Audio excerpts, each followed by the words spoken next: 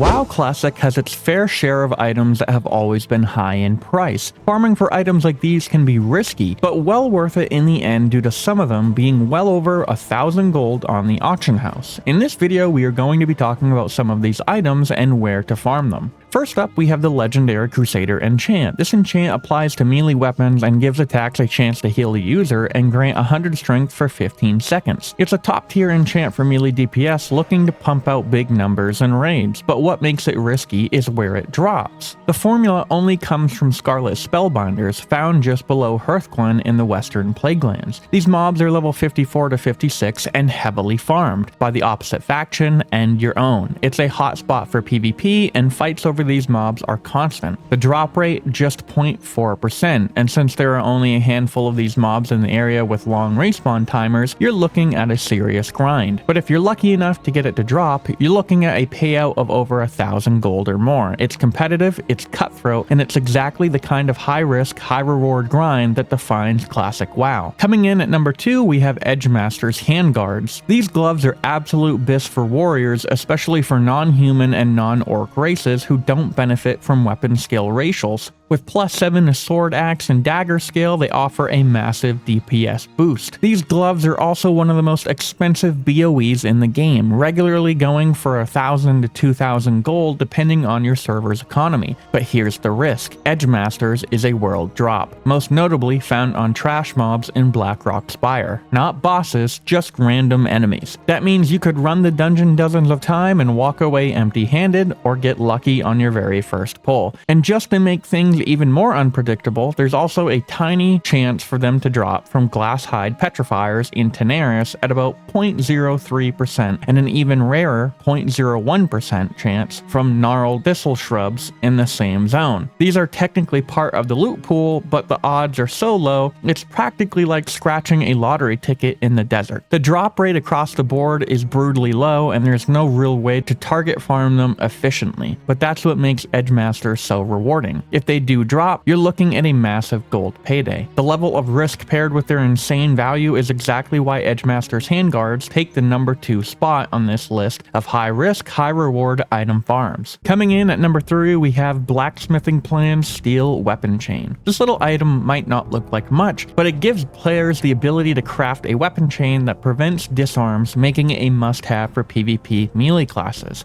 Rogues and warriors rely on this to stay aggressive in PvP without being shut down by disarm effects. That means the plans are always in demand, and they can sell for a hefty price. The catch? The only known reliable source is enraged rock elementals in the Badlands, with a drop rate around 0.1%. These mobs are also part of one of the most popular farms in the game, Elemental Earth, which is highly valuable on its own. So you're not just competing for mobs, you're also surrounded by other farmers grinding the same mobs for different reasons. What makes this farm extra risky is its location. Since the Badlands is one zone over from Blackrock Mountain, Targeth is where Horde players set their hearthstones since it's close to Blackwing Lair and Molten Core. During raid nights, it becomes a gank zone. You can get ambushed at any time, often by raid-ready players logging in early. So if you're ready to farm for hours, deal with constant PvP, and hope for a 0.1% chance to drop, this plan might just be your ticket to a big payout. Just don't get disarmed while you're out there farming it. The irony would be a bit too real. The fourth risky item we have is Freezing Band. This item is great for frost mages looking to have the added freezing effect in PvP. It's also a great option for frost mages in raiding with its 21 frost spell power. This ring has consistently gone on the auction house for over 700 gold, and sometimes I've seen it at 1,200. Now here is the kicker. This ring has a chance to drop off a large pool of mobs in WoW Classic. Wowhead lists this item as dropping off of 66 possible mobs, but the most notable is Blackrock Depths, which I conveniently did a video on not too long ago for mages. However, after doing some research and seeing what others have had to say, a lot of players have actually gotten this ring to drop off Jadenar mobs in Fellwood. Due to this ring having such a high mob pool it can drop from, it makes this ring have what I call farming uncertainty. Whether it be in Blackrock Depths or scouring through Azeroth for specific mobs, this ring can be a risky item to go after. Yet it is one of the most profitable, making it in my top 4 of risky farms.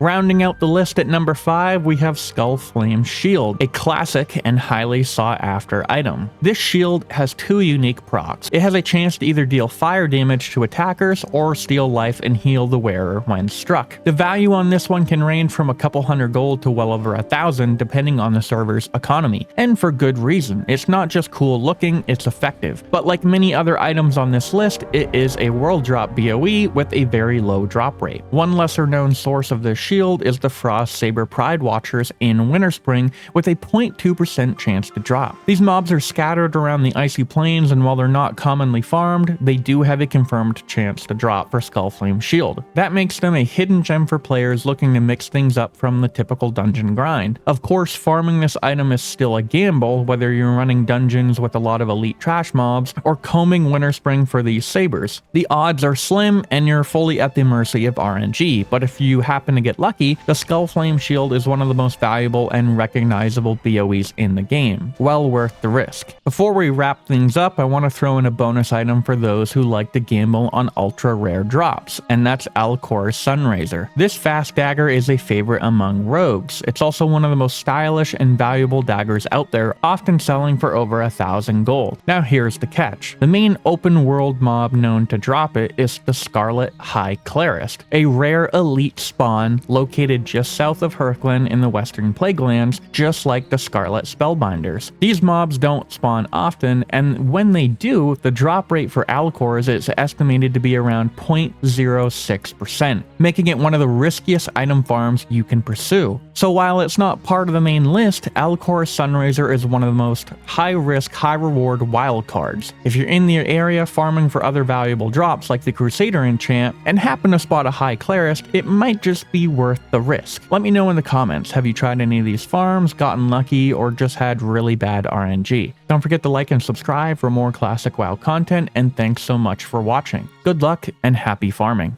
Come back here. Sprinkler record. Here we go, here we go, here we go, right here. Heal me, heal me, heal me.